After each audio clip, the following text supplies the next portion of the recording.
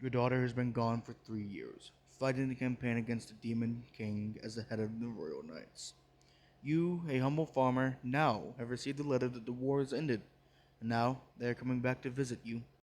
I sent off my daughter at the age of 18, as she had pleaded to want to go venture to the capital and try her hand at becoming a royal knight. In this small village on the outskirts, she pleaded there was little opportunity aside from farming, and she wanted to see the world. See more as I had done at her age, and then decide what kind of life she would lead. So I let her go, not knowing what the future would hold. Letting my darling baby girl leave the nest, packed with fresh food from our humble farm, and our best horse to be at her side where I could not any more. Letters came on occasion, and rarely she'd come visit and update me in person over the next 5 years. She became a knight, worked her way up to captain of the Royal Knights. How much she admired the crown princess who she protected, and each visit I'd send her back with a fresh pack of food, a lingering hug, and wishes for her to be safe to return again. Then the campaign against the Demon King began, led by the crown princess who, day prior, was crowned Her Majesty. 3 years of no visits, no letters, piles of my own letters that I wrote. Eventually, I just kept a journal for her to read upon her return, and I prayed each night and each morning at a small altar of the goddess to protect her, to please bring the small bright light in my life home. 3 years of victory, losses, reading the obituaries, and the brief relief that I did not see her name in it. But tomorrow she could be listed. 3 years of tomorrow, it could be her name announced as one of the casualties.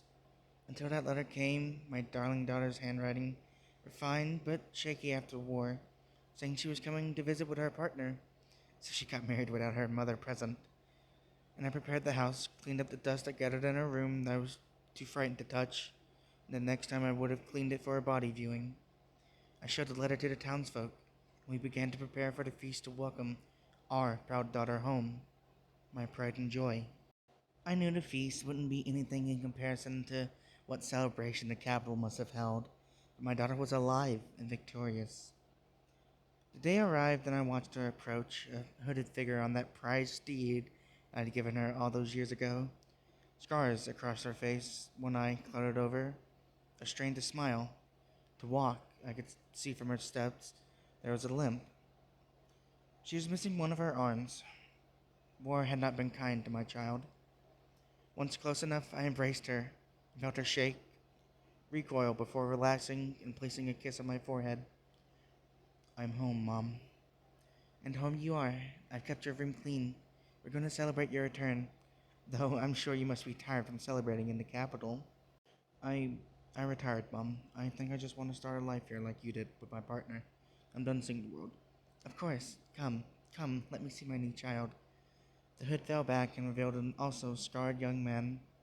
One of his two black horns broken, a broken, dark, shadowy crown in his lap as he nervously got down and came to my level.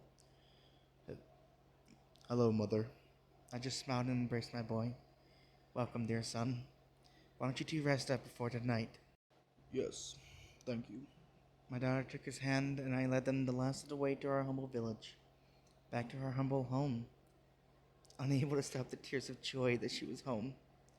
Home was whole, once more.